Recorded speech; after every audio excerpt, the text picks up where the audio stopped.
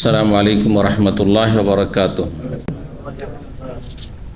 বিসমিল্লাহির রহমানির রহিম। আলহামদুলিল্লাহ ওয়াসসালাতু ওয়াসসালামু আলা রাসূলিল্লাহ, আম্মা বাদ।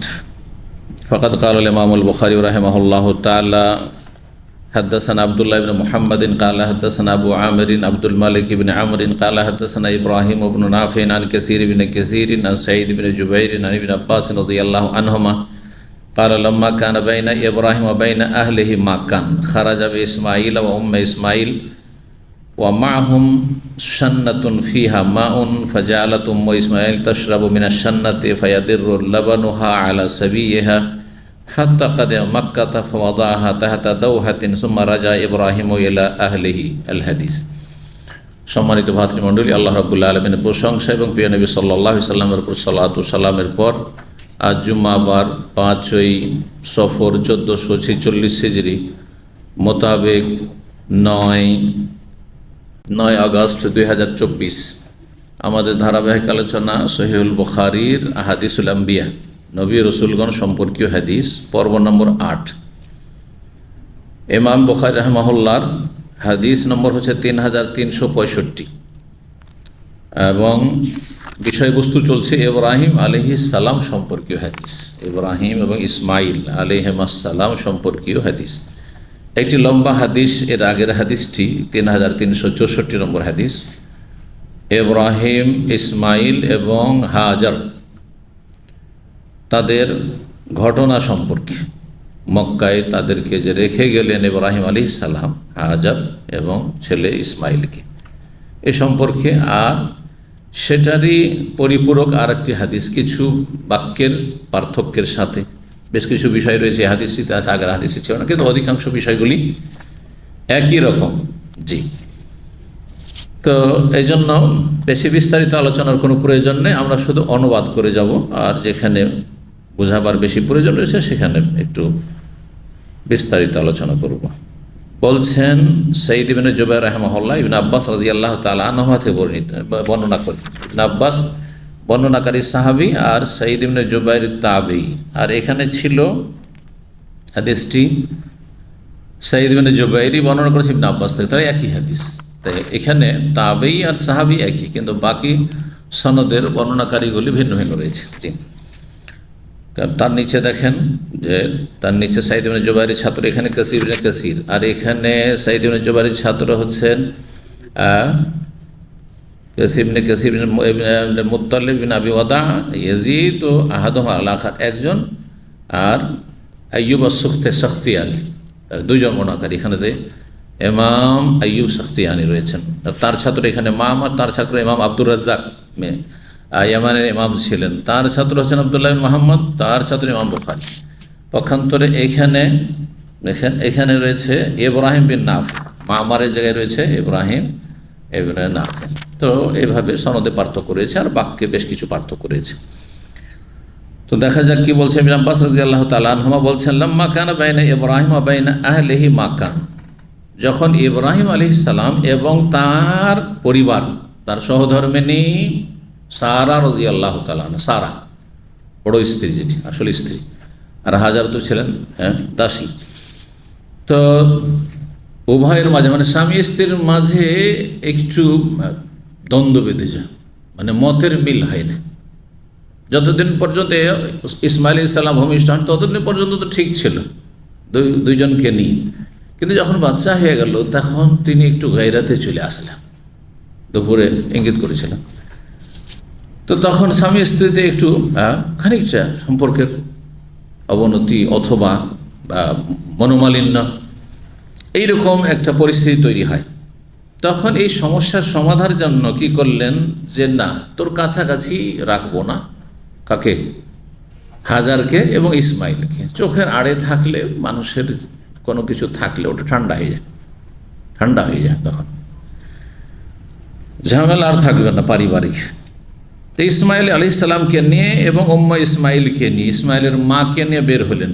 সব কিছু আল্লাহর আদেশে, কিন্তু এই নয় যে নিজের খেয়াল হচ্ছে, কারণ নবী বিনা আদেশে কোনো কিছু করেননি। বিনা আদেশে ইউনূস আলাইহিস সালাম নিজের বংশ যখন ঈমান নিয়ে আসতে চাইল না, কুফরের অনড়, তখন ছেড়ে চলে গেছিলেন, আল্লাহ অসন্তুষ্ট হয়েছেন। তাহলে বিনা হুকুমে এক পাও তারা ওঠাতেন না যতক্ষণ ওহী না আসতো। যাও, যেও না, ইত্যাদি। এই জন্য নবী সাল্লাল্লাহু আলাইহি ওয়াসাল্লাম সাহাবা কিরামদেরকে মদিনা হিজরত করতে বলেছেন, কিন্তু নিজে হিজরত করেননি। তার আগে বেশ কিছু সাহাবা হিজরত করে চলে এসেছিলেন, কারণ তাদের জন্য ওহীর প্রয়োজন নেই, সেখানে নিরাপদ স্থান, তোমরা চলে যাও। কিন্তু আমি নিরাপদ স্থান যদিও মক্কার তুলনায় মদিনা, কিন্তু আল্লাহর হুকুম না আসলে আমি যেতে পারবো না, আল্লাহর হুকুমের অপেক্ষায় থাকলেন। জি, তো বের হলেন। অমাহুম সান্নাতুন, তাদের সাথে ছিল একটি পুরানো শুষ্ক মশক, শুকিয়ে গেছে চামড়া এবং পুরানো। ফিহা মাউন, তাতে পানি ছিল অল্প। ফাজালাত উম্মু ইসমাইল তাশরাবু মিনাশ সান্না, ইসমাইলের মা সেই মশক থেকে পানি পান করতেন। এই যে একটা মশক রেখে গেলেন, আর একটা ব্যাগের মধ্যে খেজুর ছিল, আগের হাদিসটিতে ছিল, সেটা এখানে মিলিয়ে ফাইয়াদিরুল লাবনা, এখানে শুধু পানির কথা রয়েছে, কিন্তু খেজুর কথা নেই। কিন্তু ওই হাদিস কি আছে, খেজুরও ছিল একটা থলেতে, ব্যাগে। ফাইয়াদিরুল লাবানহা, তখন তার দুধ নামতে শুরু হয়। দুধ নাও বলি আমাদের আঞ্চলিক ভাষায়, মানে দুধ তখন দিতে শুরু করে। মানুষের খাওয়া দাওয়া না থাকলে, মায়েদের খাওয়া দাওয়া না, স্তন্যদানকারী মায়েদের খাওয়া দাওয়া ভালো না থাকলে দুধ হয় না, কিন্তু দুধ বন্ধ হয়ে যায়। দাররা এদুর মানে স্তনে দুধ নেমে আসা। তখন তার দুধ আসা শুরু হলো আলা সাবিহা, তার শিশুর জন্য। হাত্তা কাদে মক্কা, মক্কা আসলেন, গোটা শহর চলল। ফাওয়াদাহার, তাকে রেখে গেলেন তাহতা দাওহাতিন, একটি বিশাল বৃক্ষের তলায়। সুম্মা রাজা ইব্রাহিম আল আহলি, তার ইব্রাহিম আলাইহিস সালাম নিজ পরিবারের কাছে, মানে সারার কাছে, ফিলিস্তিন 1 মাসের রাস্তায় ঘুরে গেলেন, চলে গেলেন এখান থেকে। কিভাবে গেলেন, সেই ঘটনা এর আগে বিস্তারিত বর্ণনা হয়েছে, তাই না? যখন যেতে লাগলেন, তার পিছন থেকে ছুটতে শুরু হইলো, আর কথা বলছে না, কি আল্লাহ হুকুম করেছেন? হ্যাঁ, আল্লাহর হুকুম। ঠিক আছে, তাহলে আল্লাহ হেফাজত করবে, আমাদেরকে আল্লাহ ধ্বংস করবেন না। তো বলছেন, হ্যাঁ, এখানেও এসছে অন্য ভাষা দিয়ে, ফাত্তাবাআতহু উম্মু ইসমাইলের মা তখন তার পিছে ছুটলেন। হাত্তা বালাগু কাদা, কাদা নামক স্থানে, মানে মোয়াল্লা পার করে, যে মোয়াল্লা কবরস্থান পার করে যে বাথা এলাকা, সেখানে পৌঁছে গেলেন। পিছনে আস্তে আস্তে ইব্রাহিম আলাইহিস সালাম আগে আগে চলে যাচ্ছেন, আর পিছনে পিছনে স্ত্রী চলে আসেন, বাচ্চা ওখানে আসি কিন্তু গাছের তলায়। জি, যে কী ব্যাপারে চলে যাচ্ছেন কেন? না দাথমে ওয়ারাইহি, পিছন থেকে ডাক দিলেন ইসমাইলের মা, ইয়া ইব্রাহিম, হে ইব্রাহিম, এলা মান তাতরুকুনা, কার কাছে আমাদেরকে ছেড়ে যাচ্ছেন? এখানে তাহলে ভাষা অন্য আছে, ওখানে আমাদেরকে ছেড়ে কোথায় যাচ্ছেন আপনি? কালা ইলাল্লাহ, আল্লাহর কাছে ছেড়ে যাচ্ছে তোমাদেরকে, আল্লাহু আকবার, আল্লাহর হাওয়ালা করে যাচ্ছি, আল্লাহ ন্যস্ত করছি। কালা, তখন তিনি রাদিতু বিল্লাহ, আল্লাহর উপর আমি সন্তুষ্ট, আল্লাহর জন্য যদি তুমি ছেড়ে যাও আমাকে, তাহলে আল্লাহর ওপর, আল্লাহর ফয়সালার ওপর আমি সন্তুষ্টি প্রকাশ করছি। কালা ফারাজা, তারপরে ফিরে আসলেন ইসমাইলের মা। ফাজা আল্লাহ তাশাবু মিনাশ সান্নাতে, ওই মশকতে পানি পান করা শুরু করেন। ওয়াদির রাবুল্লাহ আলা সাবিহা, বাচ্চার জন্য দুধ আসা শুরু হলো। লা হাত্তা লামা ফানিয়াল মা, পানি শেষ হয়ে গেল, মশকের পানি শেষ হয়ে গেল। তারা বলেন লাউ যাহাবতু, যদি আমি যাই, মনে মনে বলছেন, দেখি এদিক সেদিক পানি তলাশ করি, তো দেখি কত বসে থাকো বাচ্চার কাছে, বসে থাকে তো আর খেতে পাওয়া যাবে না, পানি পাওয়া যাবে না। ফানাজার, তো গিয়ে দেখতাম, লাল্লি ওহিসাহাদান, হতে পারে কারো আমি সন্ধান পাই, যদি কোনো মানুষজন পেয়ে যায় তো বলবো যে আমরা পানির ব্যবস্থা করবো, ছোটো বাচ্চা আছে, কেউ আমাদের দেখাশোনার নেই, কিছু এখানে নেই, খাবার নেই, পানি নেই, বলতে পারবো। ফাজাহাবাদ, গেলেন একটু। ফাসায়দাতে সাফা, সাফায় চল, পাশেই সাফা পর্বত, সাফায় চললেন। ফানাজারাত, এদিক সেদিক তাকালেন। নাজারাত, বারবার করে এদিকে তাকাচ্ছেন, ওইদিকে তাকাচ্ছেন, পাহাড়ের উপরে চড়ে পুরো। হাল তহিস আহাদান, কারো কিছু অনুভব করছেন কিনা, মানে কারো কোনো টের পাচ্ছেন কিনা, কোথাও আছে কিনা। ফালাম তহিস আহাদান, কিন্তু কারো কোনো টের পাচ্ছেন না, খোঁজ সন্ধান পাচ্ছেন না, কোনো মানুষ নজরে আসছে না। ফালাম বালাগাতিল ওয়াদি, নিচে নেমে যখন উপত্যকায় নামলেন, একবার নিচু জায়গায়, দুই পাহাড়ের মাঝখানে, সাফা এবং মারওয়ার মাঝখানে যখন নামলেন, সাত, তখন দৌড় দিলেন, কারণ ওখান থেকে বাচ্চাকেও দেখতে পায় না, আর মানুষজন কোনো দেখতে পায় না, একবার নিচু জায়গায়। তো তাড়াতাড়ি করে উঠি, বাচ্চাটা এক নজর দেখতে পাবো যে কী অবস্থায় ছটফট করছে, কখন মারা যায়, পিপাসায় আর খিদায়, আর লোকজন যদি সিঁড়ি থাকে তো দেখতে পাবো উঁচাই উঠলে। তারপরে দৌড় দিলেন, আতাতিল মার, দৌড় দিয়ে মারওয়ায় আসলেন। কোন জায়গাটিতে দৌড় দিয়েছিলেন? যেই জায়গাটিতে আজকাল সবুজ বাতি লাগানো আছে, আর যারা সাফা মারওয়া সাই করেন হজ উমরায়, ওই জায়গায় কী করেন, পুরুষরা দৌড় দিয়ে থাকেন, কিন্তু মহিলাদের ক্ষেত্রে দৌড় দেওয়া সন্ন্যত নাই। জি, যেহেতু সবসময় বেগানা পুরুষরা থাকছে। ওয়াফালাত যালিক আশওয়াতান, কয়েক চক্কর এমনটাই করলেন। ওই রিওয়ায়াতে রয়েছে কয় চক্কর ছিল সেটি? 7 চক্কর ছিল। সুম্মা কাল, তারপরে বললাম যাহাবতু ফানাযারতু মা ফালাতানিস সাবি, আর কত এক পাহাড় থেকে আর এক পাহাড়ে দৌড় দিব, আর ছোটাছুটি করে মানুষ তলাশ করব, যদি আমি যাই গিয়ে দেখি যে বাচ্চার কি অবস্থা হইল, বাচ্চা আছে না মারা গেল। ফাযাহাবাত, গেলেন বাচ্চার কাছে, আবার যাচ্ছেন সেই জমজম কূপের কাছে, বাচ্চা যেখানে গাছের তলায়। ওখানে একটি বিশাল গাছ ছিল, যেই গাছ সেই যুগে ছিল। ফানাজারা দিয়ে দেখলেন ফায়জাহু আলা হালিহি, ওই একই অবস্থায়, খুব সিরিয়াস অবস্থা। কান্নাহু ইয়ানশাগুলিল মউত, সে যেন মরণাপন্ন অবস্থায় রয়েছে। ইয়ানশাগুলিল মউত মানে মরো অবস্থা, যেটা বলি আমরা, মরণাপন্ন অবস্থায় রয়েছে। ফালাম তকিররাহা নাফসুহা, তখন তার মনে শান্তি হলো না। এই অবস্থা, এই দৃশ্য আর দেখতে পারছেন না তিনি। বাচ্চার কষ্ট আর দেখে বরদাস্ত হচ্ছে না, মনটা অস্থির হয়ে উঠল। ফাকালাত, মনে মনে, লাউ যাহাবতু, যাই, আবার যাই, যদি কোথাও পানি সন্ধান পাই, কোনো মানুষের সন্ধান পাই। ফানাজারতু, গিয়ে দেখি, লাআল্লি ওয়াহিসু আহাদান, হতে পারে কাউকে পেতে পারি কোনো দিকে। ফাযাহাবাত, আবার গেলেন। ফাসাইদ, আবার সাফাই চলেন। ফানাজারাত ওয়া নাজারাত ফালাম তুহিসু আহাদান, কাউকে পাচ্ছেন না। হাত্তা আতাম্মাত সাবআন, 7 বার পুরা করলো। তাহলে প্রথমবারে 7 বার পুরা হয়নি, প্রথমবারে 7 বার পুরা। আশওয়াত মানে কয়েক চক্কর দিলেন, হতে পারে 3 চক্কর দিলেন, 4 চক্কর দিলেন, 2 চক্কর দিলেন, এক কথায়। আশওয়াত সর্বনিম্ন বহু বচন হচ্ছে 2, আর এমনি আরবিতে বহু বচন হচ্ছে 3। এক বচন আর বহু বচন, তাই না? বাংলায় দ্বিবচন তো আর নেই, দ্বিবচন শুধু আরবিতে আছে। ওয়াহেদ, তাসনিয়া, জামা শুধু আরবি গ্রামারে আছে। বাংলায়, ইংরেজিতে ব্যাস, ওই ব্যাস, এক বচন বহু বচন, তাই না? তাহলে সর্বনিম্ন বহু বচন কত সমস্ত ভাষায়? 2 হলে বহু বচন হয়ে গেল। 2 জন হলে আমরা এসছি, বলেন না আমরা। তো যাই হোক, বারবার করে এরকমই করলেন তিনি, 7 বার পুরা হয়ে গেল। সুম্মা কালা, তারপরে মনে মনে বলছেন, লাউ যাহাবতু ফানাজারতু, গিয়ে দেখি, মা ফালা, বাচ্চার অবস্থা কি হলো, বাচ্চা কি করছে। ফাইজা হাইবে সৌতিন, বাচ্চার দিয়ে এগিয়ে যাচ্ছেন, তো একটি যেন সাড়া শব্দ পাচ্ছেন। আগের রেওয়ায়তে কি রয়েছে, মারোয়ার ওপর থেকে আওয়াজটি পেয়েছিলেন। মারোয়ার উপরে যখন 7 চক্কর পুরা হয়েছে তখন আওয়াজটি পেয়েছিলেন। তো হইতে পারে মারোয়া থেকে দুটো সমন্বয়, দুটোতে কোনো বিরোধ নেই। মারোয়াতে যখন 7 চক্কর কমপ্লিট হয়েছে তখন আওয়াজ শুনেছেন, তখন নেমে এসেছেন, যাই দেখি কি হচ্ছে। ফাকালা, তখন বলছেন আওয়াজ শুনে, ওই রেওয়াতে রয়েছে যে আওয়াজ শুনলাম না, এটা ভ্রম। অনেক সময় ভ্রম হয়।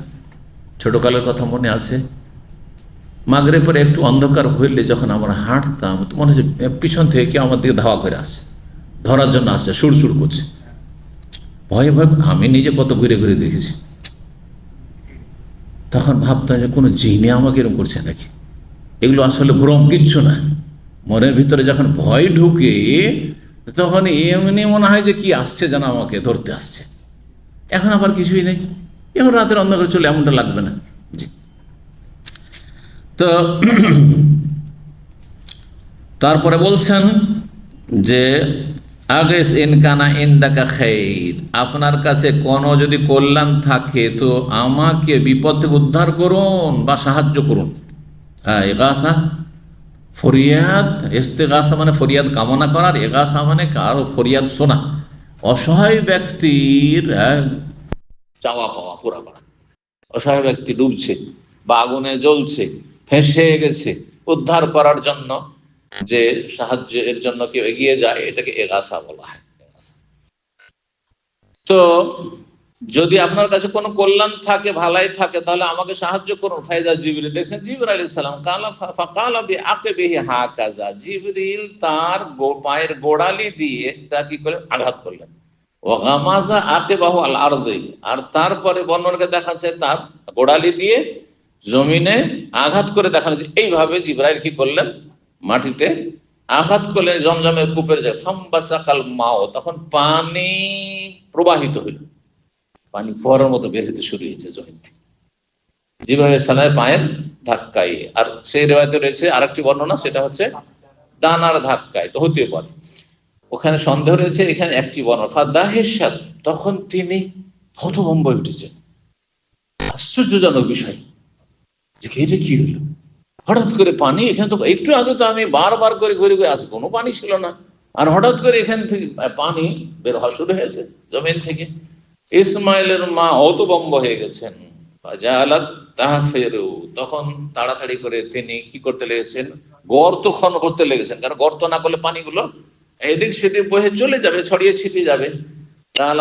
আবুল কাসিম সাল্লাল্লাহু নবী সাল্লাল্লাহু আলাইহি আবুল কাসিম কে, নবী সাল্লাল্লাহু আলাইহি কুনিয়াত, বলছেন লাউ তারাকাতহু, যদি হাজার ছেড়ে দিত আপন অবস্থায় এই জমজম কূপকে বা জমজমে যে পানি উঠা শুরু হলো তখন, কানাল মাও জাহেরান, তাহলে পানি প্রকাশ্যমান হইত, তাহলে নদীর মতো ঝর্ণার মতো বইতে থাকতো, এইরকম কূপের মধ্যে সীমিত হয়ে যেত না। তাহলে ফাজাআলা তাশমিনাল মা, তখন সেই পানি পান করতে শুরু করলো। ওয়াদের লাবানু আলা সাবিয়ার, বাচ্চার জন্য দুধও আসা শুরু হয়ে গেল স্তনে। কালা ফামাররা নাসু মিন জুরহুম, তারপরে জুরহুম বংশের কিছু লোক সেখান দিয়ে অতিক্রম করলো বিবাত্রিল ওয়াদি, উপত্যকার নিচু এলাকা দিয়ে। আর নিচু এলাকাটি মিসফালা আর জারওয়ালের মাঝামাঝি এলাকা, ওই দিক দিয়ে, অর্থাৎ যেদিক দিয়ে জেদ্দার রাস্তা, জেদ্দা হাইওয়ে যাচ্ছে সেই দিকটা, এই দিকে ওরা ছিল। কিন্তু তো ওই দিক থেকে এদিকে দেখতে পাচ্ছে জমজমের কাছে, তখন খোলা জায়গা, দেখতে পাচ্ছে যে কি পাখি উড়ছে, পাখি উড়ছে, যদিও পাহাড়ে ঘেরা এলাকা কিন্তু পাখি উঠছে। বলছেন যে ফাইজ আহমদ তৈরিন, তারা দেখছেন যে একটি পাখির দল, পাখির ঝাঁকা, আন্নাহুম আনকারুজা, এটি দেখে তারা এটাকে অসাধারণ মনে করলো। এটা এবার কেমন পাখি উঠছে, এখানে তো কোনো পানি টানি থাকে না সাধারণত, আমরা তো প্রায় আসি এখানে, আসা যাওয়া করি। ওয়াকালু, তারা বললো মা ইয়াকুনু তায়রু ইল্লা আলা মা, পানি তো এক না, পাখি তো একমাত্র পানি থাকলেই সেখানে উঠতে পারে, ভাবে পাখির ঝাঁক, তার মানে এখানে পানি আছে। বাসু রাসূলুহু, তখন তারা তাদের দূতকে পাঠালো। রসুল মানে তাহলে দূত। নবী রসুলকে রসুল কেন বলে? কারণ তিনি হচ্ছেন আল্লাহর দূত। আর আপনি কাউকে কোনো জায়গায় পাঠাচ্ছেন, কারো কাছে পাঠাচ্ছেন, আপনি চিঠি নিয়ে পাঠাচ্ছেন, ওটা কোনো একটা মেসেজ নিয়ে পাঠাচ্ছেন, কোনো একটা দায়িত্ব দিয়ে পাঠাচ্ছেন, যাও এই কাজটা দাওয়াত দিতে পাঠাচ্ছেন, যাও দাওয়াত দিয়ে এসো, বিয়ের শাদীর দাওয়াত, মুক্তব, এটাকে কি বলে? হ্যাঁ, দূত। হ্যাঁ, এক দেশের আর এক দেশের যে দূত থাকছে, রাষ্ট্রদূত, হ্যাঁ, রাষ্ট্রীয় দূত, সে দূত। এক দেশ আর এক দেশ মেসেজ দিতে হবে, নিতে হবে, সেখানকার মেসেজ যোগাযোগ রাখতে হবে, কূটনৈতিক সম্পর্ক বলা হচ্ছে যেটাকে দূত, রাষ্ট্রদূত। জি, যদিও রাষ্ট্রদূতকে আরবিতে আজকাল সফির বলা হচ্ছে, কিন্তু এটা নতুন আরবি, আর আসল প্রাচীন আরবি হচ্ছে রসুল। রসুল মানে হচ্ছে দূত। আর ওইখানে দূত শব্দটি রাসূল নেই, ওখানে আরেকটি শব্দ রয়েছে, আমার অনুবাদ করতে ওই লাইনটা ছুটে গেছিল, সেই জন্য এটা আমি এখানে অনুবাদ করি। বলছেন ফাকালু, জুরহুম বংশের লোকেরা বলে ইন্না হাযা তায়রু লা ইয়াদুরু আলা মা, এই যে পাখি এর ঝাঁকটি, পাখির দল, লা ইয়াদুরু আলা, পানির উপরই এরা ঘোরাঘুরি করছে। লা আহদুনা বিহাদাল ওয়াদি, আমরা কিছুদিন আগেই তো এই উপত্যকায় এসেছিলাম, ওয়া মা ফিহি মা, এখানে তো কোনো পানি ছিল না। ফারসালু জারিয়ান আও জারিয়াইনে, সুতরাং তারা একজন দূত অথবা দুইজন দূতকে পাঠিয়েছে। প্রথম দেখে আসো, সবাই না গিয়ে দেখে আসো ব্যাপারটা কি, ওখানে পাখিগুলো উঠছে কেন, একজনকে অথবা দুজন। তাহলে অতিরিক্ত জানতে পারলাম যে তারা একজন অথবা দুইজনকে পাঠিয়েছেন। জারিয়ান মানে রাসূলান, কোন দূত? যেই দূত দ্রুত বেগে চলতে পারে, যারা এজরি মানে দৌড় দেওয়া, তাহলে যারা ছুটে যেতে পারে আর দ্রুত একটা সংবাদ নিয়ে আসতে পারে, এইরকম দূত পাঠালেন। এটা একটি অর্থ। আর একটি অর্থ জারিয়ন মানে হচ্ছে মজদুর। মজদুর, জন মজুর কি বলেন আপনারা? জন মজুর বলেন না শুধু জন বলেন? কোন এলাকায় শুধু জন বলে, কোন এলাকায় পাইট বলে, হ্যাঁ, কামলা, এগুলো আঞ্চলিক ভাষা। আর আসলে মজুর বা মজদুর, মজুর অথবা মজদুর, যারা মজুরি করে দৈনিক। তো জারিয়ান মানে সেটা আজিরান, আজির আসলে আরবি, আপনাদেরকে আজির বলা হয়, কিন্তু যারা কাজ করছেন এখানে না, চাকরি করছেন কোম্পানিতে, এদের আপনার পাসপোর্ট অফিস জাওয়াজাতের ভাষায় কিন্তু আজির। আমেল মানে লেবার, আর আজির মানে মজদুর, এই শব্দটা প্রয়োগ হচ্ছে, কিন্তু ব্যবহার করছে। যাই হোক, ফিরে আসে। তাহলে পাঠালেন, আর তারপরে তখন তারা খবর নেই, ফাইজ আহম বিল মা, তারা গিয়ে দেখে সেখানে আসলেই তো পানি আছে। ফারা যাও, তারা ফিরে আসলো, ফাখবারহুম বিল মা, পানি সম্পর্কে। ওই জুরহুমের যে একটা কাফেলা ওখানে অবস্থান করছে, সেখানে এসে তারা খবর দিল ফাখবর, তখন তারা সবাই চলে আসলো, সবাই পানির কাছে চলে আসলো, কারণ আরবে পানির বড়ই অভাব, আর বিশেষ করে মক্কায় তো আরো বেশি। এখন ওই হাদিসে আমরা চলে আসি। তাহলে বলছেন যে ওই যে দূত আসলো, ফানাজারু দেখলো, ফাইজাহুম বিলমা, পানি পেলো, ফাতাহুম তাদের কাছে আসলো, ফাখবারাহুম তাদেরকে খবর দিল যে হ্যাঁ পানি আছে সেখানে, ফাতাউ ইলাইহা সেই পানির কাছে চলে আসলো তারা, ফাকাল এসে বলল ইয়া উম্মা ইসমাইল, হে ইসমাইলের মা, আতাজানিনা লানা আন নাকুনা মাকি, আপনি কি আমাদেরকে অনুমতি দিচ্ছেন যে আপনার সাথে এখানে আমরা বসবাস করব, অথবা আপনার এখানে আমরা থাকবো, হ্যাঁ, আও নাসকুনু মাক, মানে আপনার সাথে বসবাস করব মাকে। ফাবালাগা ইবনুহা, তারপরে বলে হ্যাঁ ঠিক আছে অসুবিধা নেই, আমি তো চাই যে লোকজন এখানে তো বসবাস করবো, আমি একাই আছি। ফালাগা ইবনুহা, তারপরে তার ছেলে ইসমাইল ধীরে ধীরে বড় হয়ে কি হয়ে গেল, বালেগ মানে সাবালক হয়ে গেল। ফানাকাহা ফিহিম ইমরাতান, তাদেরই একজন মেয়েকে কি করলো, বিয়ে করলো। কালা, ওই হাদিসে রয়েছে বড় সুন্দর সুঠাম হয়ে উঠলো আর বড় আকর্ষণীয় উঠলো, আর সবাই তাকে ভালোবাসতে আদর করতে শুরু করলো, আর তারাই প্রস্তাব দিয়ে নিজের বংশে বিয়ে দিয়ে দিল। এটা যেমন তোর কথা না, আরব দেশে এখন পর্যন্ত নিজের বংশের অন্য বংশে বিয়ে করাটা বড়ই ঝুঁকিপূর্ণ।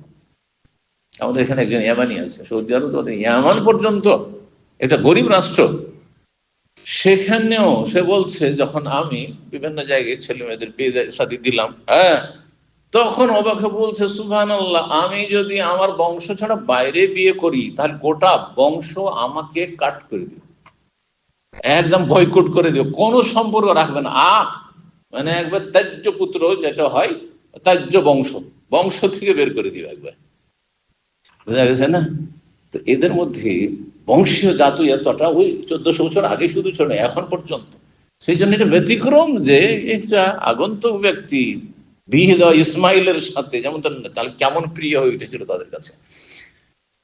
তো যাই হোক, তো বলছেন যে বিয়ে দিয়ে দিল। কালা সুম্মা ইন্নাহু বাদা আলী ইব্রাহিম, তারপরে ইব্রাহিম আলাইহিস সালাম তো রেখে চলে গেছেন, বেশ কিছুদিন হয়ে গেছে, সাবালক হয়ে গেছে, ছেলেকে 1.5-2 বছর বয়সে রেখে গেছেন যখন দুধ পান করছিল, তারপরে সাবালক হয়েছে, বিয়ে হয়ে গেছে, তারপর আছে, তাহলে কতদিন পরে এসেছেন কমপক্ষে, হ্যাঁ 15 বছর আগে তো বিয়ে হয়নি, হ্যাঁ 14-15 বছর কমপক্ষে সাবালক হয়ে, তাহলে অন্তত 13-14 বছর পরে এসেছেন।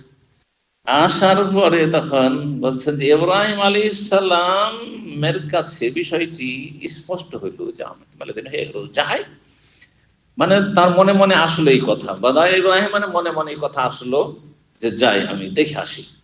ফাকাল আলী আহলিহি, তারপরে তার পরিবারকে মানে সারাকে বলল, ওখানে ইন্নী মুত্তালিউন তারিকাতি, আমি আমার স্বজনকে, যে স্বজনদেরকে রেখে এসেছি, হাজারকে আর ইসমাইলকে, তাদেরকে আমি দেখতে যাব।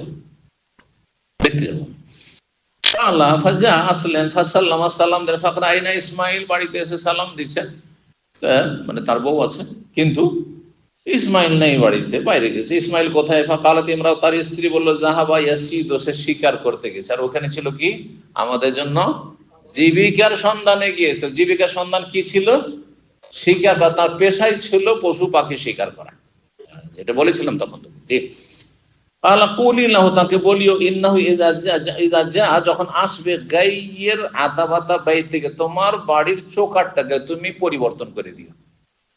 এখানে আরেকটু সংক্ষেপ করে দিয়েছে, জিজ্ঞাসা করেছিল তোমাদের কেমন জীবন যাপন চলছে, আর্থিক অবস্থা কেমন, খাওয়া দাওয়া কি চলছে, ও বড় কষ্টে আছি, আর খুব খারাপ জীবন যাপন হচ্ছে, কষ্ট, বড়ই কষ্ট, আর বড়ই টানাটানি অবস্থায় আছে ইত্যাদি। এই যে অভিযোগ, এটা পছন্দ হয়নি বাবাকে, যে এটা অকৃতজ্ঞ, না শুকরি, না শুকর গুজার। ফালাম্মা যা, যখন ইব্রাহিম আসলেন, আখবারাতহু, জানালেন যে একজন বৃদ্ধ মানুষ এসেছেন। ফাকালা, বললেন, আনতে যাক, আর তারপরে এই কথা বললেন যে বলেছে বাড়ির চৌকাঠটা পরিবর্তন করে দিতে।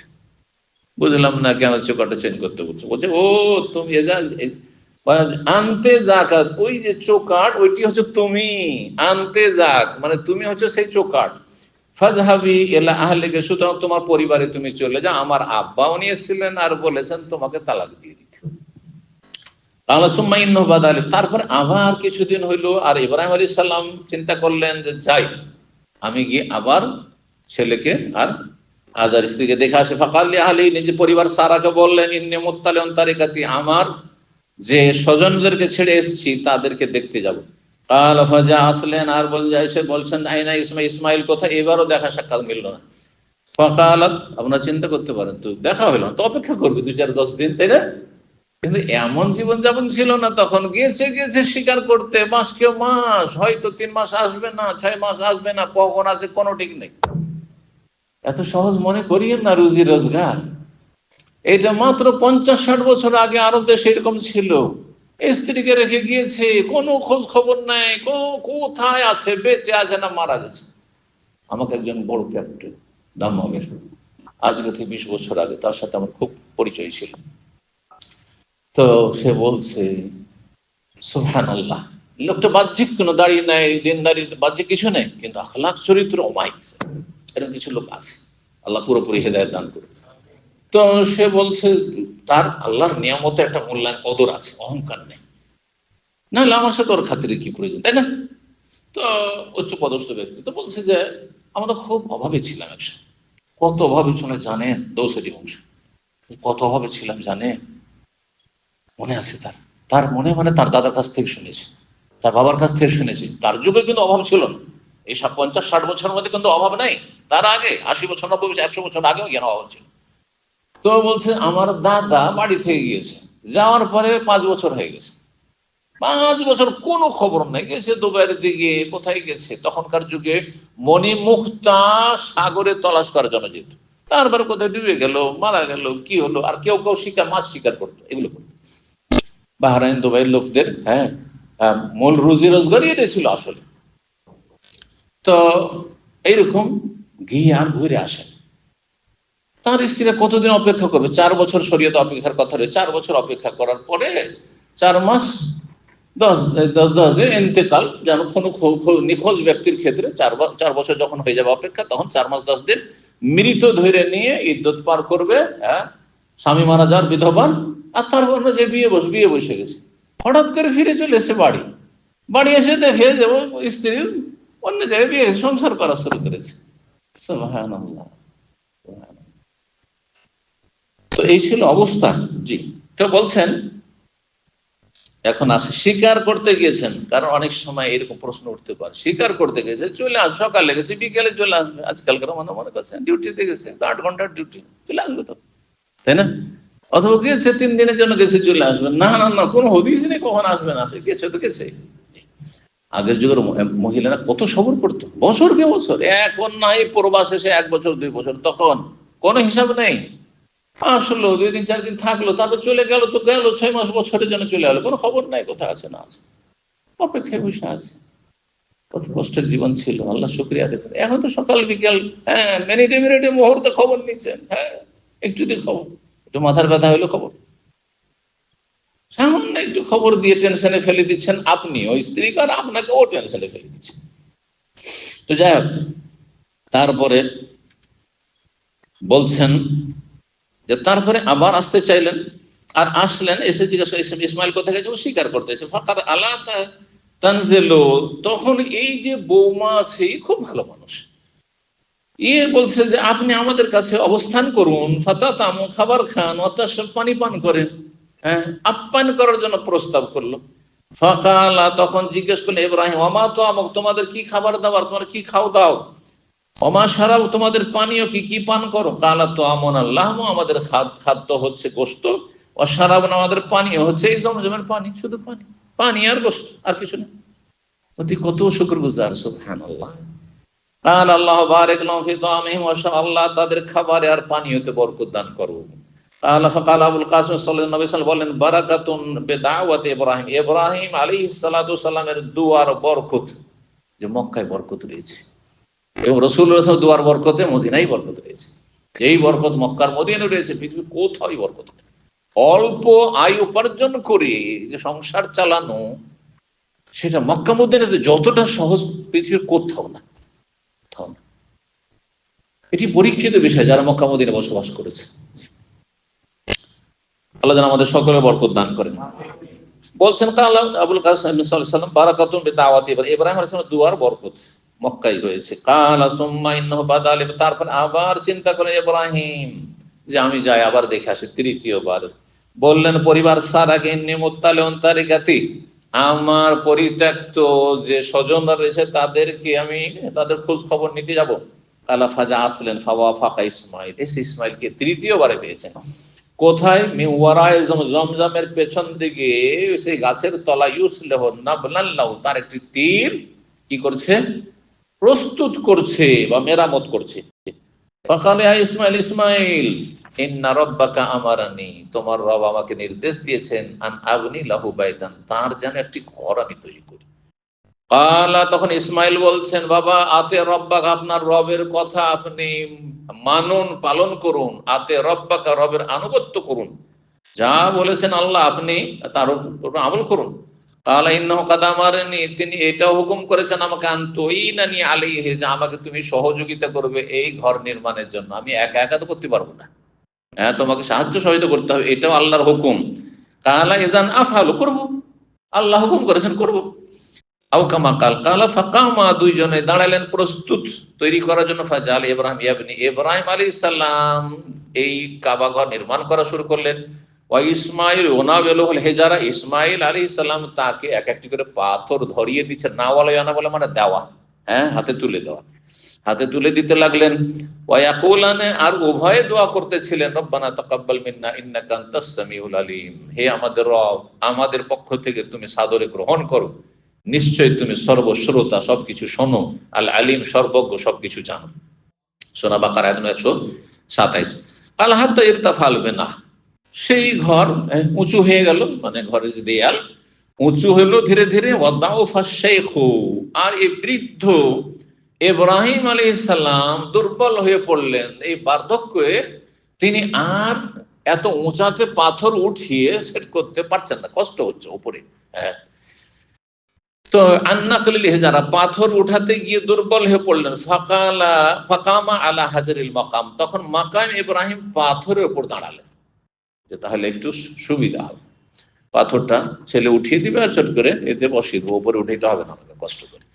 ফাজাআলা ইউনাবিউল হেজারা, তারপরে ইসমাইল ইসলাম তাকে পাথর উঠিয়ে দিতে লাগলেন। ওয়া ইয়াকুলান, ও ভাই দোয়া করতে থাকলেন, রব্বানা তাকাব্বাল মিন্না ইন্নাকা আনতাস সামিউল আলিম। এই ছিল হাদিস। 10 নম্বর অধ্যায় বাবুন, এই অধ্যায় শুধু অধ্যায় আর বিষয়বস্তু নাই, তার মানে এই অধ্যায়ের সম্পর্কে ইব্রাহিম আলাইহিস সালামের সাথে যে হাদিসগুলিতে ইব্রাহিম আলাইহিস সালামের কথা এসেছে বা ইব্রাহিম আলাইহিস সালামের যে সব খেদমত রয়েছে সেগুলির এর কথা রয়েছে। 3366 নম্বর হাদিস, হাদিস বর্ণনা করছেন ইব্রাহিম তাইমি তার পিতা থেকে, কালা সামিআতু আবু যার রাদিয়াল্লাহু তাআলা আনহু, সাহাবী থেকে আমি শুনেছি, কালা কুলতু ইয়া রাসূলুল্লাহ, তিনি বলেন, হে আল্লাহর রাসূল, আইয়ু মাসজিদ উযিয়া ফিল আযা আউয়াল, কোন মসজিদ পৃথিবীতে সর্বপ্রথম নির্মাণ করা হয়েছে? কোন মসজিদ পৃথিবীর সর্বপ্রথম আল্লাহর জমিনে কি করা হয়েছে? তৈরি করা হয়েছে, ওদিয়া তৈরি করা হয়েছে। কাল আল মসজিদুল হারাম, মসজিদে হারাম কোথায়? মক্কাতুল মুকাররমা, যার নাম হচ্ছে আল কাবা, হ্যাঁ, বাইতুল্লাহিল হারাম, যার নাম হচ্ছে হারাম। কালা কুলতু, তখন আমি বললাম, সুম্মা আইয়ুন, তারপরে কোন মসজিদ দ্বিতীয় পর্বে তৈরি করা হয়েছে? কাল আল মসজিদুল আকসা, মসজিদ আকসা কোনটি? বাইতুল মুকাদ্দাসের মসজিদ। কুলতু, তখন আমি বললাম, কাম কানা বাইনাহুম, আবু যার বলছেন যে উভয় মসজিদ তৈরির মাঝে কতটা সময়ের ব্যবধান ছিল? আল আরবাউন সানা, 40 বছর, 40 বছর। সুম্মা আইনামা আদরাকাতকাস সালাত, তবে শোনো, নামাজ পড়ার জন্য, সালাত আদায়ের জন্য মসজিদে যাওয়া জরুরি না সালাতের ওয়াক্ত হয়ে গেলে। যদি মসজিদ দূরে থাকে তাহলে যেখানেই থাকবে তুমি সালাত আদায় করবে। এটি এই উম্মতের বৈশিষ্ট্য। আগের উম্মতে এবাদত খানায় না গেলে এবাদত হবে না, নামাজ হবে না। কিন্তু আল্লাহ কত সহজ করেছেন, হ্যাঁ, যে কোনো জায়গায় থাকো না কেন, সালাতের ওয়াক্ত হয়ে গেছে, আর মসজিদ 2, 4, 5 মিনিট 10 মিনিটের মধ্যে নেই, ধরেন আধা ঘন্টা লাগবে, জরুরি না যে আমরা মসজিদে যেতে হবে, 20 মিনিট লাগবে পায়ে হেঁটে যেতে, তা ওয়াক্তে নামাজ পড়ার জন্য 20 মিনিট হেঁটে যেতে হবে, জরুরি না। জুমার জন্য ঠিক আছে, হ্যাঁ, বা ঈদের জন্য ঠিক আছে, কিন্তু এর জন্য জরুরি নেই। আজান শুনতে পাচ্ছেন না আপনি, তাহলে আপনি যে কোনো জায়গায় আল্লাহর জমিনে সালাত আদায় করেন। এটি এই উম্মতের রাসূলুল্লাহ সাল্লাল্লাহু আলাইহি ওয়াসাল্লাম এবং এই উম্মতের বৈশিষ্ট্য, আল্লাহ দান করেছেন। তো বলছেন যে সুতরাং সুম্মা আইনামা আদরাকাতকাস সালাত, যে কোনো জায়গায় তোমাকে সালাতের রক্ত পেয়ে যায়, বাদো, তারপরে ফাসাল্লিহি, মানে সেই সালাত পড়ে নাও। ফাইনাল ফাদলা ফিহি, তাতেই ফজিলত রয়েছে, কারণ সময়ের তুমি কি করলে? হেফাজত, সময় মতো সালাত আদায় করলে। এই নয় যে মসজিদে যাওয়ার জন্য কাজা করে দেবো, হ্যাঁ একবারে গিয়ে 2 ওয়াক্ত আদায় করে নেবো, 3 ওয়াক্ত আদায় করে চলবে না। টাইমে টাইমে যেখানে থাকেন, মাঠে ঘাটে আছেন, মরুভূমিতে আছেন, রাস্তায় আছেন, গাড়ি চালাচ্ছেন, মরুভূমিতে কোনো মানে মানুষ সেখানে বসবাস করে না, মসজিদে নেই, যে কোনো জায়গায় নামাজ পড়ে, বালিতে নামাজ পড়ে। জি। আর একটি বৈশিষ্ট্য হচ্ছে যে মাটি দিয়ে তায়াম্মুম করা, পবিত্রতা অর্জন করা, এটাও আগের উম্মতে ছিল না। আচ্ছা, 2 মসজিদ তৈরির মাঝখানে 40 বছরের ব্যবধান, এটা বুঝে নেন। মসজিদে হারাম তৈরি করেছেন কে? ইব্রাহিম আলাইহিস সালাম। আর মসজিদ আকসা কে তৈরি করেছেন? সুলাইমান আলাইহিস সালাম। কিন্তু ইতিহাস দেখলে ইব্রাহিম আর সুলাইমানের মাঝখানে 40 বছর নাই, অনেক বেশি। তাহলে কেমন হইলো এটা? তাহলে তো মিলানো যাচ্ছে না কথাটি। এই জন্য অনেকে এখানে গিয়ে বিব্রত। এই জন্য ওলামারা বলেছেন যে এটা পুনর্নির্মাণ না, ইব্রাহিম আলাইহিস সালাম পুনর্নির্মাণ করেছেন, বুঝা গেছে? সুলাইমান আলাইহিস সালাম পুনর্নির্মাণ করেছেন। বাইতুল মুকাদ্দাস আর মসজিদে হারাম এগুলি অনেক আগেই তৈরি হয়েছে। কখন? এই জন্য একটি রিওয়ায়াত রয়েছে যে প্রথম তৈরি করেছেন আদম আলাইহিস সালাম মসজিদে হারাম, আর তার 40 বছর পরে তার কোনো ছেলে হয়তো এই মসজিদে আকসা তৈরি করেছে, বলা হয়েছে। এই কথা ভাষ্যকারগণ বলেছেন। এইভাবে হাদিসটা মেলানো যাবে যে হ্যাঁ 40 বছরের ব্যবধান ছিল দুটি মসজিদের নির্মাণে।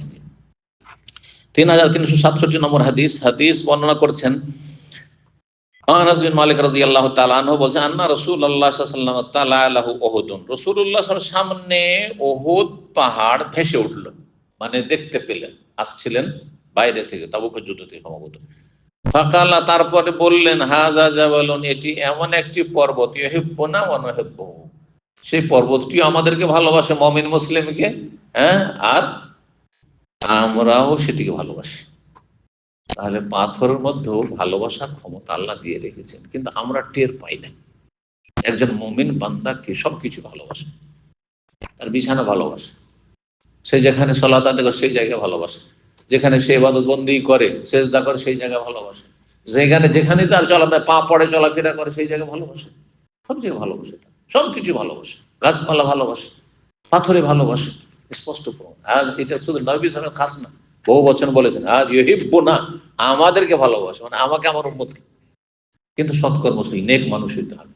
পক্ষান্তরে আসমান জমিন ভালোবাসেন নেক মানুষ, পক্ষান্তরে যদি বদ প্রকৃতি লোক হয়, পাপী লোক হয়, তাহলে সবকিছুই ঘৃণা করে। এই জন্য ফেরাউন এবং তার সেনাবাহিনী যখন ডুবে ধ্বংস হয়ে গেল, আল্লাহ বলছেন সূরা দোখানে, ফামা বাকাত আলাইহিমুস সামা ওয়াল আরদু, সূরা দোখান আয়াত 29, ফামা বাকাত আলাইহিমুস সামা ওয়াল আরদু। এই ফেরাউন আর ফেরাউনের সেনাবাহিনী যে হাজার হাজার ডুবে ধ্বংস হলো, এদের জন্য আকাশ জমিন কান্না করেনি, আকাশ জমিন কান্না করেনি। তার মানে কি? এর বিপরীত অর্থ কি? আল্লাহর নেক বান্দা মুমিন মুমিনাত যদি মারা যায়, তাহলে আকাশ জমিন কান্না করে। ভালো করে শোনেন। জি, পরেশগার মানুষ যখন মারা যায়, তখন যেই জায়গায় সে শুইতো, যেই জায়গায় খাওয়া দাওয়া করতো, যে জায়গায় আল্লাহ শুকরিয়া আদায় করতো, যেই জায়গায় নামাজ পড়তো, যেই জায়গায় সে কান্না করতো, যেই জায়গায় কোরআন তেলাওয়াত করতো, যেই জায়গায় আমলগুলি করতো, সব জায়গায় কান্না করে। এই ভালো মানুষটাকে হারিয়ে দিলাম। জি, এই ভালোবাসা যখন মানুষের অন্তর, দেখেন যার সাথে চলাফেরা হয়ে গেছে, সে হঠাৎ করে দুর্ঘটনার শিকার হয়ে যায়, মারা যায়, দুনিয়া থেকে চলে যায়, আপনি কাঁদবেন না? মনটা ব্যথিত হবে না?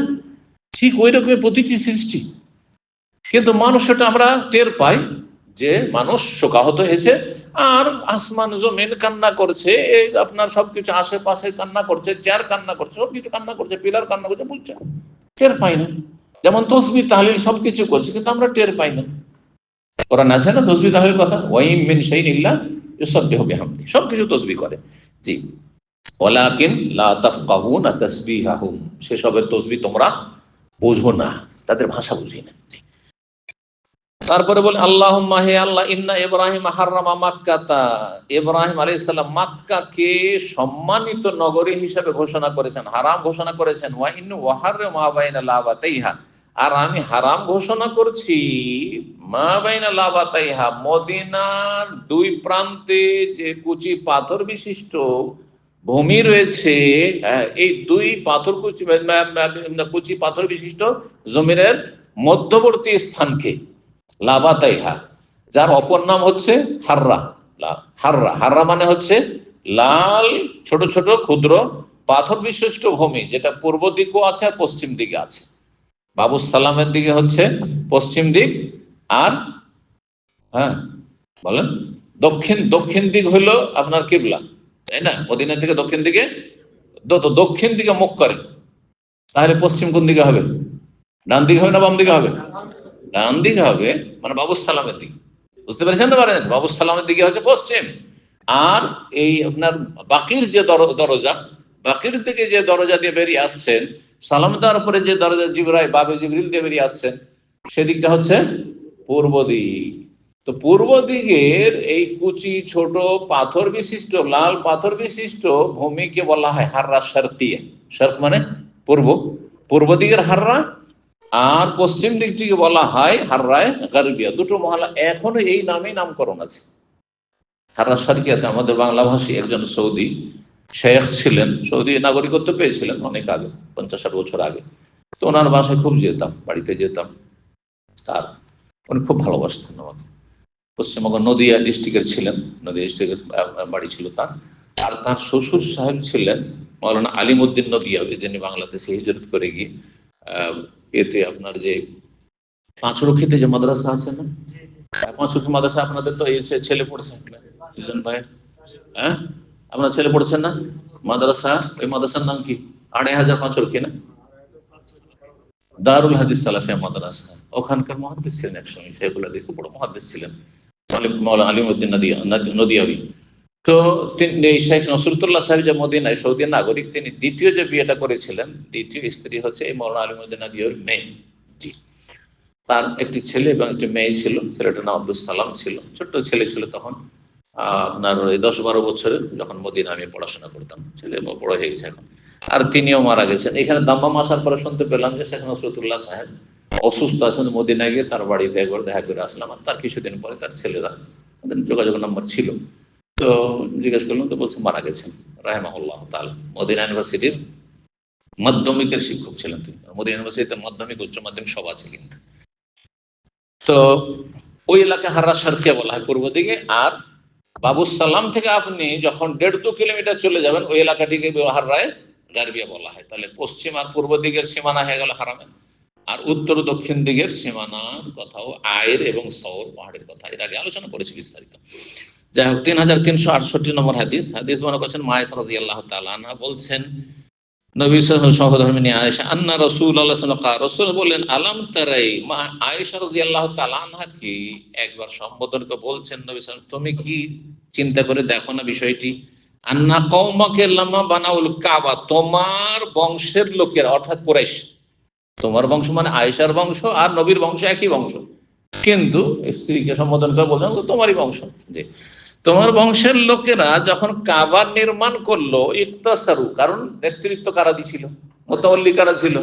কুরাইশরাই ছিল। তারা তখন কি করলো, ছোট করে দিল ইব্রাহিম আলাইহিস সালামের বুনিয়াদ চাইতে। ইব্রাহিম আলাইহিস সালামের যে ভিত্তি স্থাপন ছিল তার চাইতে কাবা ঘরটি কি করলো, ক্ষুদ্র করে, ছোট করে দিল, খাটো করে দিল। ফাকুলতু, তখন মা এসে বলছেন, আমি বললাম, ইয়া রাসূলুল্লাহ আলা তারুদ্দু আলা কাওয়াইদ ইব্রাহিম, তারা ছোট করে দিল, তাহলে এটা তো একটা ভুল সিদ্ধান্ত তাদের হয়েছে। হ্যাঁ, তারা, তাদের যুক্তি ছিল খোঁড়া যুক্তি, যে আমাদের হারাম পয়সা লাগাবো না আর হালাল পয়সা দিয়ে নির্মাণ কাজ শেষ করতে পারবো না, সুতরাং ছোট করে দিই, তাহলে খরচটা একটু কম হবে। বুঝছেন? তাহলে মক্কার কাফেররা, মুশরিক কাফের হওয়া সত্ত্বেও কি করতো, আল্লাহর ঘর তৈরি করেছে, হারাম একটা পয়সা লাগাবো না, কতটা আল্লাহকে ভয় করতো। আল্লাহর ভয় দিয়ে শুধু জান্নাত যাওয়া যাবে না যদি তৌহিদ না থাকে। তাহলে তৌহিদ ছিল না, ভয় তো ছিল যে আল্লাহর ঘরে লাগাবো। হ্যাঁ, আমাদের দেশে মেলা মানুষ আছে, হ্যাঁ মেলা মানুষ আছে, মসজিদের ঘড়ি চুরি করবো, চোরও চুরি করবে না। হ্যাঁ, হ্যাঁ, আল্লাহর আযাব গজবে ছারখার হয়ে যাবো, বলে না, বলে না।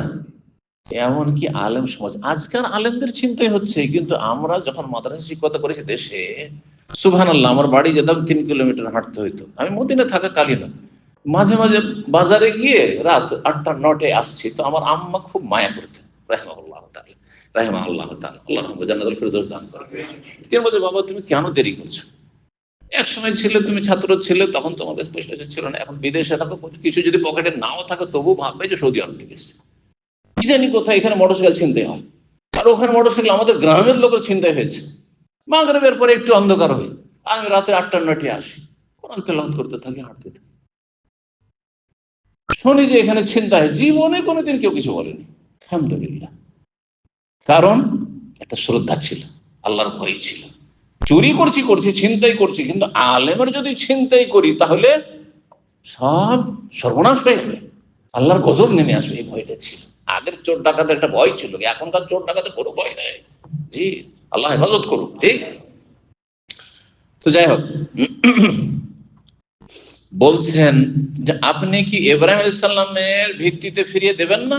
করেন, হ্যাঁ, পুনর্নির্মাণ করেন।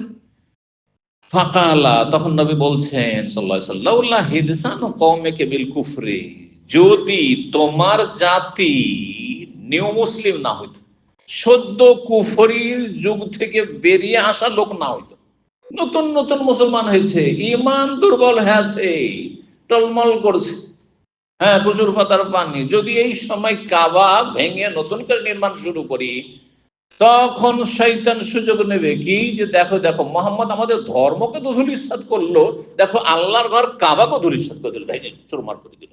তার মানে কত বড় খারাপ মানুষ, বলার সুযোগ পাবে না? পাবে না? মানুষ শয়তান সুযোগ পাবে, জিন শয়তান সুযোগ পাবে। সুতরাং এই ভয়ে আমি এরা মুরতাদ হয়ে যাবে, এই আশঙ্কায় আর কাবা ঘরে হাত দিলাম না। তাহলে মনটা চাই। আর এই কাজটা আব্দুল্লাহ বিন জুবাইর রাহিমাহুল্লাহ তাআলা রাদিয়াল্লাহু তাআলা তিনি করেছিলেন মক্কায়, যখন 7 বছর তিনি খলিফা হয়েছিলেন। কিন্তু উমাইয়া বংশের জালেম শাসকরা সেটা আর বরদাস্ত করতে পারেনি, এইটা সে কেন করবে, অথচ তারা ভালো করে বুঝছিল যে যেটা করেছে মন্দ করেনি, ভালোই করেছে, নবী আকাঙ্ক্ষা করেছেন, কিন্তু করেননি কেন? এই নই মুসলিমদের মুরতাদ হওয়ার ভয়ে, আশঙ্কায় তিনি এই কাজটি করেননি। তাহলে সেটা ছেড়ে দিতে হইতো, কিন্তু না করে। কারণ মালিকের যুগে, হ্যাঁ, না, খলিফা মানসুরের যুগে, হ্যাঁ, ইমাম মালিকের যে খলিফা মানসুরের যুগ ছিল, তো খলিফা মানসুর যে খলিফা হারুন রশিদের বাবা পরামর্শ চেয়েছিলেন, বা হারুন রশিদ পরামর্শ চেয়েছিলেন, এক কাজ করি, ইমাম মালিক বললেন, ইমাম অনুমতি দেন, ফতোয়া দেন, তাহলে কাবাকে ভেঙে দুটো দরজা, আর যেভাবে ইব্রাহিম আলাইহিস সালাম বুনিয়াদ ছিল ওই রকম করে দিই, হ্যাঁ, ওইভাবে করে দুটো দরজা থাকবে, একটা দিয়ে ঢুকবে, একটা দিয়ে বেরোবে, আর কি তার সাথে কি জমিনে লাগিয়ে দেওয়া দরজা, জমিনে, এখন তো দরজাটিকে উঁচা হয়ে আছে, তখন সরজমিনে দরজা ছিল, এইরকম করে দিই। তো বলেন না, এটা করিয়েন না, না হলে কি হবে, যে কোনো আপনাদের পতন ঘটবে, আর এক দল আসে বলছে না ওইটা রাখবো না, এটা করবো। আজকাল এটাই না করছে, আমরা এসেছি সুতরাং বিমানবন্দরের নাম পরিবর্তন করবো, এটাই না শুরু হয়েছে না? দেখেন কোন ফেতনা, এগুলি হচ্ছে। হ্যাঁ, এইটা চিন্তা করেন না যে জাতির পয়সার সর্বনাশ, মানুষ খেতে পায় না, আর এইগুলো, হ্যাঁ, আক্রোশ মিটাবার জন্য এগুলো তোমরা করছো। আউযুবিল্লাহি মিনাশ শাইতান, আল্লাহ হেফাজত করুন। তো শাসক গোষ্ঠী অধিকাংশ সময় এরকমটাই করেছে, সেই জন্য এই রাস্তা বন্ধ করে দেওয়া হয়েছে, ওই অবস্থা থেকে গেছে, আল্লাহর এটাই ফয়সালা ছিল।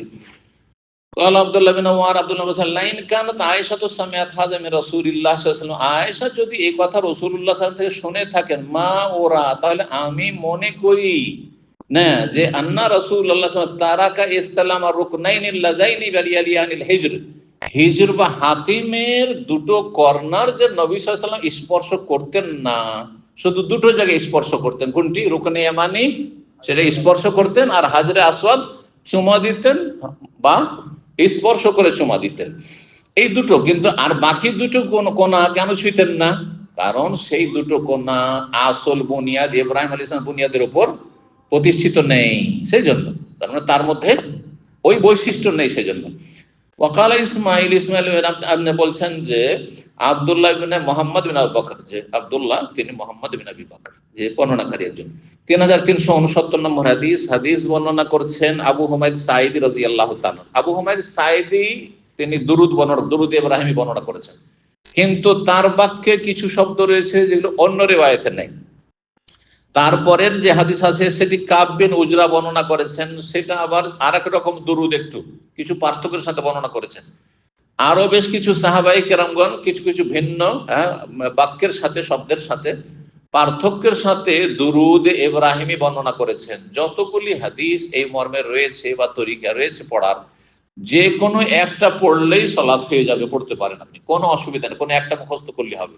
কিন্তু সবচাইতে পারফেক্ট, সবচাইতে পূর্ণাঙ্গ বাক্যের সাথে যে দুরুদ ইব্রাহিমী আছে, সেটি 3370 এর পরের হাদিসটি যেটি আছে কাব বিন উজরা রাদিয়াল্লাহু তাআলা আনহু থেকে। এই জন্য আহলে হাদিস, উলামারা এবং সাধারণ মানুষরা এইটি বেশি মুখস্থ রাখে। বাকি আপনি তার আগেরটাও পড়তে পারেন, যেটাতে নবী সাল্লাল্লাহু আলাইহি ওয়াসাল্লামের বিবিগণের কথা আর ছেলে মেয়েদের সন্তানদের কথাও রয়েছে। কিন্তু এখানে আল বলা হয়েছে বংশ, তাতে বা পরিবার, আর পরিবারের স্ত্রীও চলে আসবে আর সন্তানে চলে আসবে। বেশ কিছু পার্থক্য রয়েছে, তো ইনশাল্লাহ পার্থক্যগুলি বলবো। দু তিনটি হাদিস রয়েছে।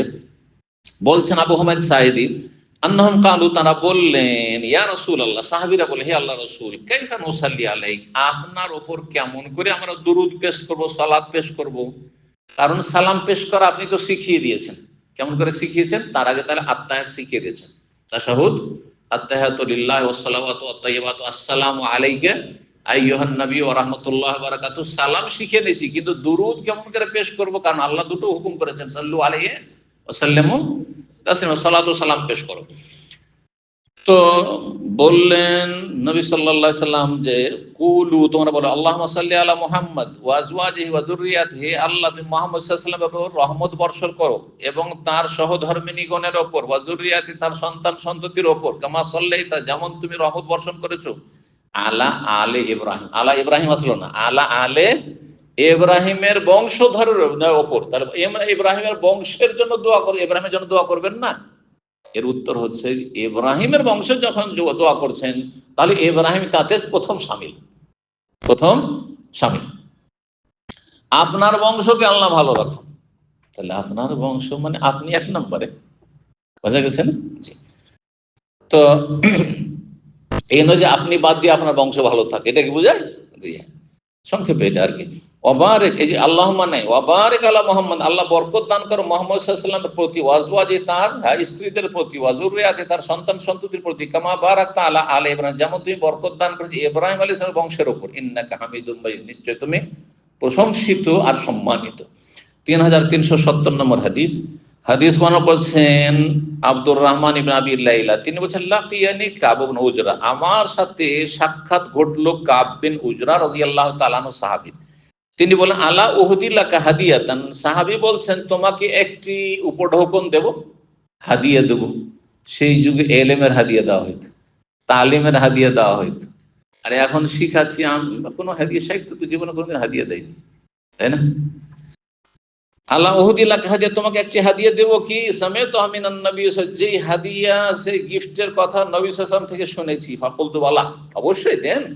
ফাআহদিহালি, ফাআহদিহালি, আমাকে হাদিয়া দেন। ফাকালা সাআলনা রাসূলুল্লাহ, তখন সাহাবী কাব বিন উজরা বলছেন, আমরা রাসূলুল্লাহ সাল্লাল্লাহু আলাইহি ওয়াসাল্লামকে একবার জিজ্ঞেস করলাম, বললাম, ইয়া রাসূলুল্লাহ, কাইফা সালাতু আলাইকুম আহলাল বাইত, আপনাদের উপর, আপনার পরিবারের উপর, আহলে বাইতের উপর কেমন করে আমি সালাত পেশ করব?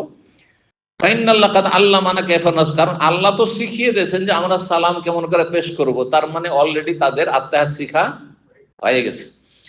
ফাকালা, তখন বললেন, কুলু, এইভাবে বলো, আল্লাহুম্মা সাল্লি আলা মুহাম্মদ ওয়া আলা আলি মুহাম্মদ কামা সাল্লাইতা আলা ইব্রাহিম, দেখেন ইব্রাহিমের উপর, ওয়া আলা আলি ইব্রাহিম, তারপর ইব্রাহিমের বংশ, ইন্নাকা হামিদুম মাজিদ, আল্লাহুম্মা, ওখানে আল্লাহুম্মা নেই, ওয়া বারিক আছে, আল্লাহ বারিক আলা মুহাম্মদ ওয়া আলা আলি মুহাম্মদ কামা বারাকতা আলা ইব্রাহিম ওয়া আলা আলি ইব্রাহিম ইন্নাকা হামিদুন, এটা সবচেয়ে পূর্ণাঙ্গ, পূর্ণাঙ্গ।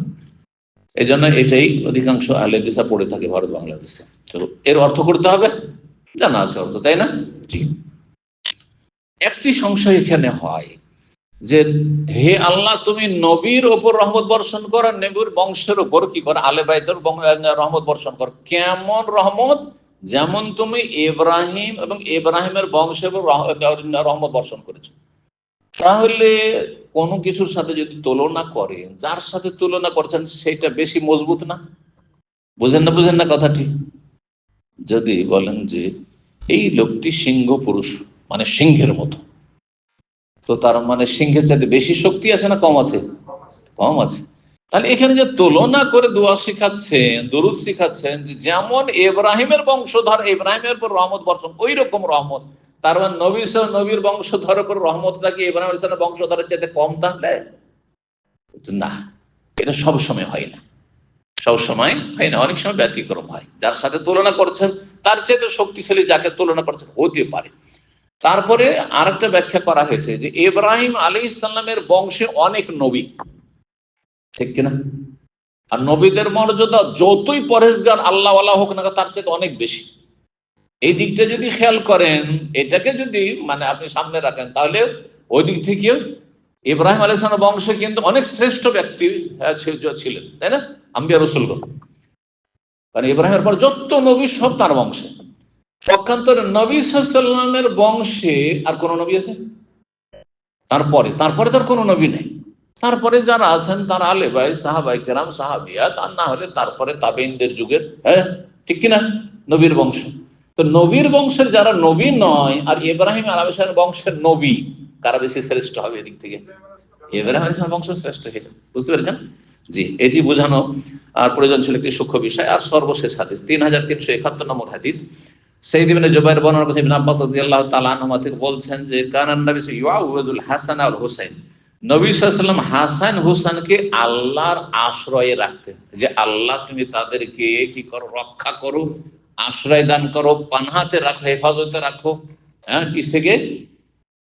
অনিষ্ট থেকে। কিসের অনিষ্ট থেকে শোনেন? হ্যাঁ, বলছেন ওইভাবে আশ্রয় রাখতেন। ওয়াকুল ইন্না আবাকুমা কানা ইউআউযু বিহা ইসমাঈল ওয়া ইসহাক, একটি দোয়া, যেই দোয়াটি পড়ে তোমাদের পিতা ইব্রাহিম আলাইহিস সালাম আল্লাহর আশ্রয় রাখতেন তার সন্তান ইসমাইল এবং ইসহাককে।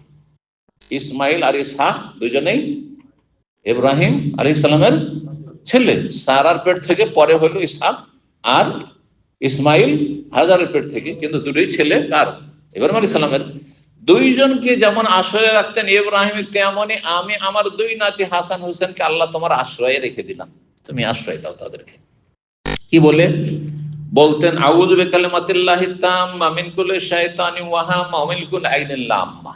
আর যখন ছেলে দুটোকে সম্বোধন করি আল্লাহর কাছে আশ্রয় রাখতেন, তখন ওইযুকুমা বিকালিমাতিল্লাহি তাম্মা মিন কুল্লি শাইতানিন ওয়া হাম্মা ওয়া মিন কুল্লি আইনিন লাম্মা। সেটি আপনার পড়া দরকার, এইটা দরকার। এতে এই বাক্যটি মুখস্থ করে নেবেন।